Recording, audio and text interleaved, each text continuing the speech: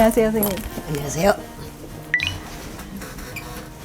네, 선생님 저희 2019년 연사셨는데요. 그때 어떠셨는지 좀 여쭤보고 싶습니다.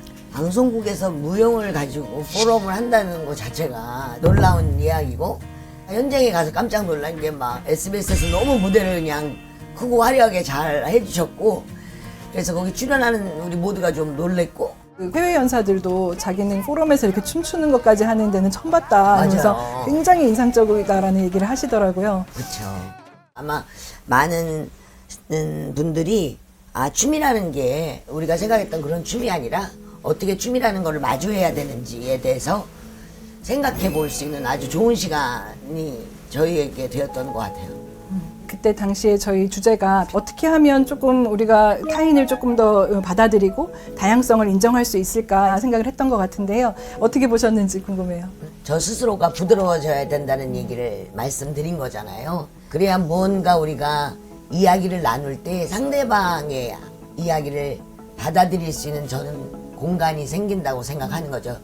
그것도 사실 연습해야 되는데, 언어로 얘기하면 이렇게 해, 저렇게 해, 이래야 돼. 그렇지만 춤은 그 딱딱함을 정말 부드럽게 완화시켜주는 완충제의 최고봉이에요.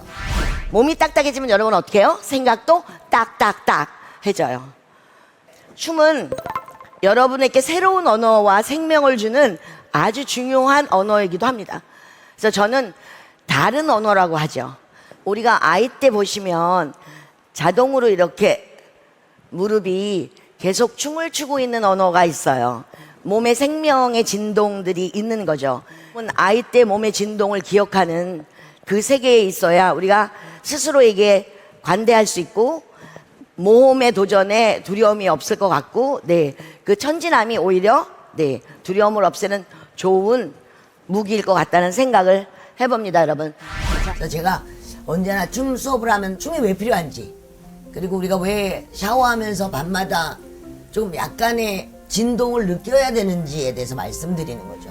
근데 우리나라는 교육 시스템에 그게 없어요. 수업에 문화적 코드라는 거는 사치품이라고 생각하죠. 국영수는 되게 중요했잖아요. 그렇지만 늘 정신의 이 말랑을 훈련시켜 줄 수 있는 문화적인 코드에 대한 투자나 그런 것들을 되게 유희적인 거라고 생각하기 때문에, 그래서 저는 춤은 이 사회에서 특히 대한민국은 교육적으로나 어쨌든 삶 안에서 춤 교육은 꼭 함께 병행되었으면 좋겠어요. 샤워하실 때 아까 진동은 어떤 걸 보통 하세요? 샤워 소리가 되게 좋잖아요. 꽉 하면 빗소리 같기도 하고, 그리고 인간이 이렇게 원초적인 본능일 때가 순수해지거든요. 그럴 때 저는 막 들어놓고 그 벽 잡고 막 스트레칭 하면서 막 또 벽 잡고 막 늘리면 또 이렇게 추상적인 또 조각도 되고, 그러니까 일상의 춤인 삶이었으면 좋겠어요.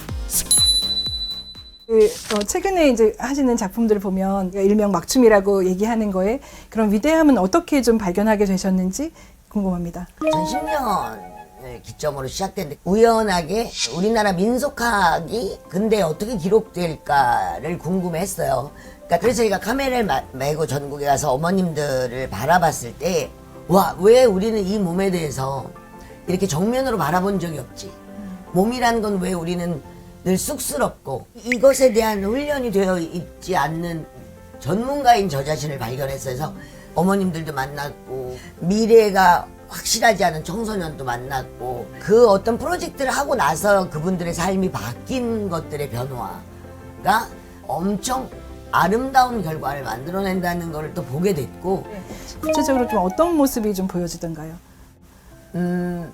일단 어머님들은, 저는 춤춘다는 자체도 중요하지만 이 춤을 통해서 사람들에게 더 넓은 세상을 바라볼 수 있는 기회를 드리는 거죠. 요즘 뭐 집 밖에도 안 나오시고 춤은 못 춰. 나는 뭐 전문가가 아니어서. 근데 이제 즉흥하시는 거니까 어머니 너무 걱정 안 해도 됐다. 처음에 손을 막 이렇게 떠시더니 이제 해외에서 몇 번 하고 사람들이 박수 치고 그러니까 어머님들의 어떤 사고방식이 달라졌고 삶의 태도도 달라졌어요. 그러니까 조금 더 역동적이 되고, 뭐 계속 말씀드리지만 춤이라는 언어가 각자를 위한 흔들림을 만들면 완전한 차이가 있고 그 기회가 함께 되면 또 함께 플레이하면 되니까 멈추지 말아라. 저는 그게 제일 중요한 것 같아요. 최근에는 젊은 청년들도 좀 은둔하고 고립한다 뭐 이런 얘기가 나올 정도로 지금 젊은 세대들이 굉장히 좀 힘들어하고 있는 모습들이 나오고 있는 것 같아요. 은둔형 외톨이라는 말 한 번쯤 들어보셨을 겁니다. 정부가 처음으로 실태 조사를 했는데 이런 은둔형 외톨이가 최대 54만 명에 달하는 걸로 드러났습니다. 문제는 이들이 일반 청년들에 비해 32배나 높게 극단적 선택을 생각해봤다고 답했던 겁니다. 그러니까 어떤 힘듦이 있을 때 이제 도움을 청할 사람이 있는가 했을 때 응답수가 굉장히 낮더라고요. 그래서 41개 나라 중에 38위 정도를 지금 기록하고 있는데 이제 춤이나 어떤 움직임을 통해서 저희가 좀 해안을 얻을 수 있는 부분이 있는지 어떻게 생각하시는지 궁금합니다. 저는 사실 이렇게 생각해보면 이런 모든 고립의 정서적 고립 또 뭐 경제적 고립은 핵가족이 시작되고부터 시작됐다고 생각이 들어요. 나 위주의 삶을 살다 보니까 누군가가 나의 문제를 해결해 줄 수 있는 사람이 나여야 된다는 거죠. 사실 이렇게 기대고 잡고 같이 가야 되는 공간들이 없어지다 보니까 처음에는 혼자 해결하지만 해결을 못하고 또 우리가 친구의 문제도 내가 직접적으로 느껴야지 적극적으로 되는데 그러니까 결국은 나라의 시스템에 맡기게 되는 건데 시스템이라는 것도 결국 인간이 하는 거잖아요. 그러니까 그것들이 이렇게 연동되어서 가는 시스템들이 좀 더 구체화되고 현장에서 같이 사람들하고 이루어지는 것들이 되면 훨씬 좋을 텐데 그렇지 않은 것들이 이렇게 많죠. 자신의 그 자연스러움, 자신만의 어떤 움직임을 좀 찾아가려면 그러면 어떻게 해야 될까요? 남을 많이 신경 쓰고 사는데 자연스러운 거는 되게 어려운 건데 몸이라는 건 언어가 없고 이렇게 자연스럽게 자기 마음을 표현할 수 있는 다른 언어를 가지고 있으면 조금 뭐랄까 근육이 좀 이완되고 뇌도 좀 이완되고 여러분들이 특별히 어렵게 생각하지 마시고 오른발 왼발을 계속 흔들고 제가 그랬죠. 노동의 반대는 팔을 삐는 거다.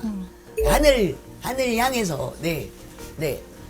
완전히 생각이 달라지잖아요. 생각의 전환이라는 게 어려운 데서 오는 거라고는 생각이 그래서 그냥 팔만 벌리고 오른발 왼발 하시면 근데 하루만 하시면 안 되고 좀 지속적으로 오래 하다 보면 자기가 왜 몸을 이렇게 움츠리고 있었는지에 대한 고민이 시작될 것 같아요. 그렇게 조금 지속적으로 새로운 거를 도전할 수 있게 하기 위해서는 좀 어떻게 해야 되나요? 저는 그런 질문을 많이 받아요. 선생님 실패를 어떻게 극복? 당연히 실패는 있어야 되는 거죠. 우리 모두에게 실패가 없는 사람이 없잖아요. 그런데 저는 실패를 마주하는 태도를 바꾸면 되게 좋을 것 같다고 말씀드려요. 그게 나는 틀렸어 이런 게 아니라 나는 틀렸기 때문에 다시 곧 바꿀 수 있는 기회를 가지는 거죠. 한 번 더 생각할 수 있는 기회. 앞으로 저희가 미래를 생각하면서 어떤 거를 좀 고민하고 살면 좋겠는지 좀 저희가 고민할 만한 미래 키워드를 하나 적어주시면 좋을 것 같아요.